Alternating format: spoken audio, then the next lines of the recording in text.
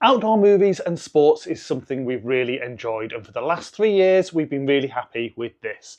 But over those years projectors have improved and prices have come down, so we decided it was time for an upgrade. So in this video we'll take a look at the options we considered and how they stacked up against each other, and we'll do a full test of the one we chose, so stick with us. Don't forget to check out our other videos on everything campervan and motorhome related, from solar to water, heating to gadgets, tyres to trips. If you like this video, please do hit the thumbs up, it really does help me to know what you like, and you can ask any questions or give feedback in the comments. If you want to make sure you don't miss any of our future videos, please hit the subscribe button and clicking the bell will give you a notification when a new video goes live. Finally, if you do decide to hit the thumbs down, it would be great if you could also leave a comment so I know what you didn't like. Whilst we've been really happy with our old projector, it served us well. With prices coming down, we wondered what we could get that offered more features, was brighter, meaning we could use it earlier in the evening, and had a higher quality picture. So let's get on at looking at the options we considered.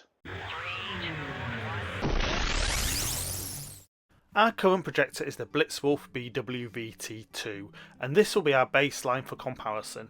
You can see the full review we did of it in the video linked up here. The natural upgrade to this is the latest model from Blitzwolf, the BW VT3, so we'll look at how it compares, but we didn't want to just consider it, so we also looked at a few others.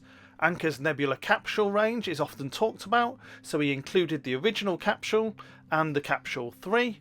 We've also compared the specs of the Xgimi, at least that's how we think it's pronounced, Mogo 2, and the Viewsonic M1+. So let's take a look at how they all stack up. As you can see, there's a wide range of prices and specs of the different models, so let's see how we selected our preferred option. Our existing BW VT2, which is currently available for around £160, has a resolution of 854 by 480 and a brightness of 150 ANSI lumens.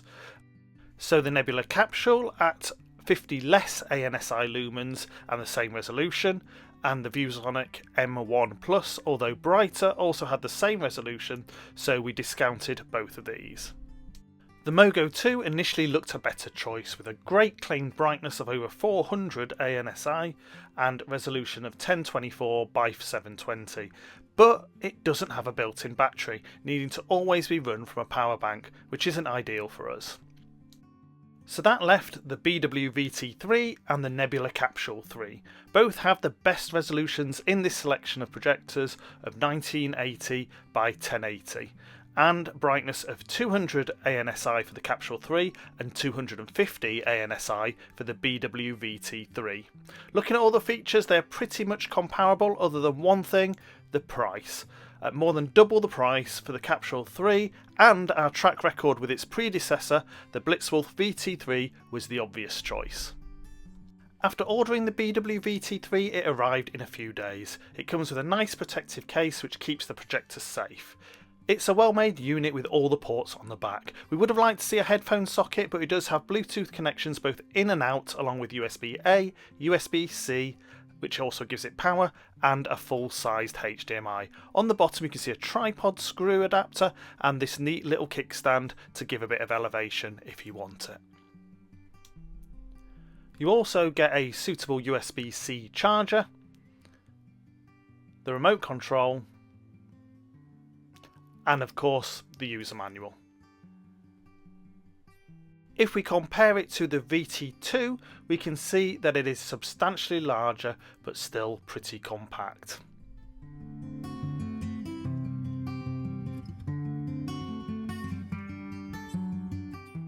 So we've popped a couple of USB sticks into the VT2 and VT3 with some sample files. First noticeable difference is that we have to manually focus the VT2, whereas the VT3 starts up super quickly and auto focuses.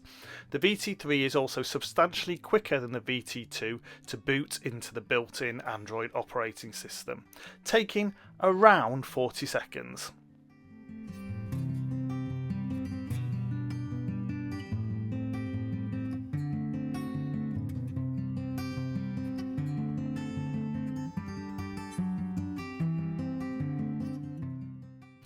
I've had to speed up the remaining time it took the VT2, which turned out to be around 2 minutes longer. To be fair, while we've been using the VT2 over the last few years, it's not been an issue, but it is worth noting.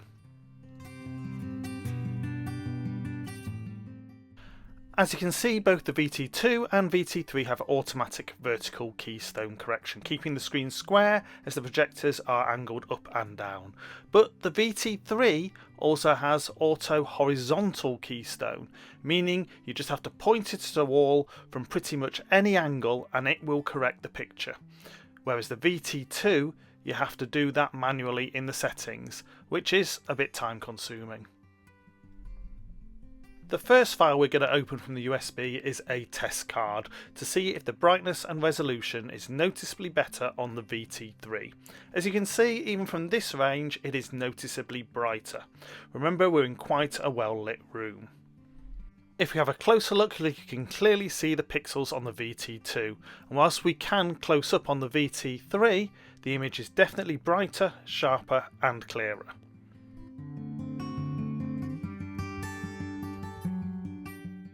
This is particularly evident if we look at the formation of the shapes on the VT2 versus the VT3.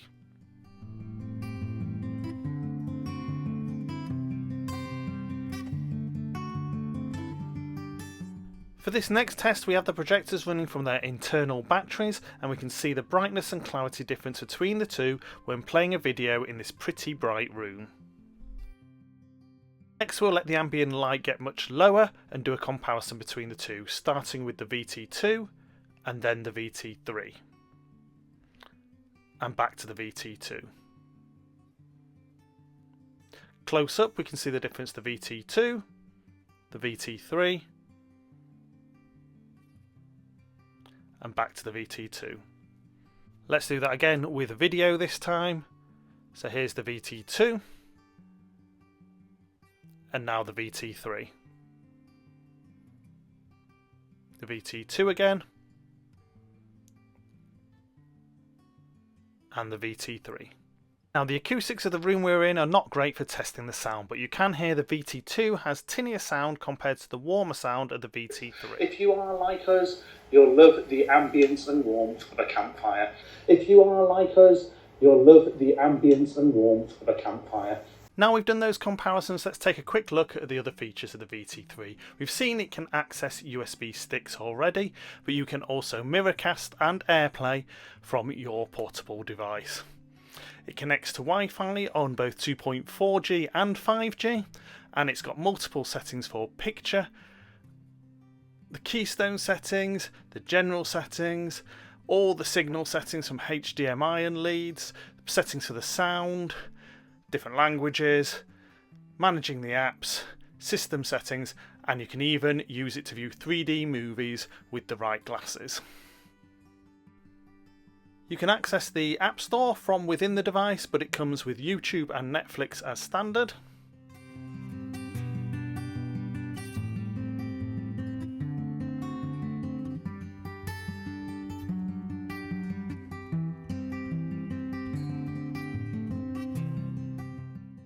One of the great benefits of having the app on the device rather than a separate stick is you can download content within the app to view where you might not have a connection to be able to stream it.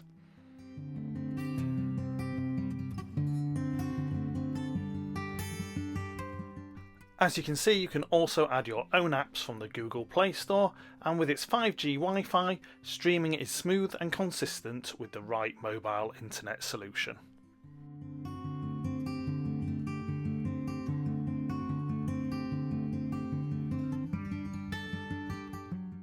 As it also has a Chrome web browser built in, you can use it to search the net. As it is powered from USB-C, we carry a selection of different ways to charge and power it. Just remembering that they need to be capable of 36 watts output or more to match the supplied power unit. When in use, the VT3 has enabled us to watch in brighter ambient light, and if you're worried about the brightness impacting on neighbours, you can see that it is substantially less bright than most awning and exterior lights. When it comes to sound, you may have seen our previous video on how we use FM headphones to be conscientious to any neighbours. Now, not having a headphone socket with the VT3, we had to rethink how we do this. But with this little add-on for less than £10, it allows us to use the Bluetooth connection from the projector to broadcast the FM to the headphones, and being Bluetooth 5, the projector compensates for any audio lag. So are we happy with our choice of replacement projector? Well, absolutely. We don't think that it's possible to get a projector with as good resolution, features and brightness anywhere else for the current sub £250 price. Thanks for watching our video, and as always, if you have any questions or feedback, please pop them in the comments below. If you find the video useful, please like, share and consider subscribing.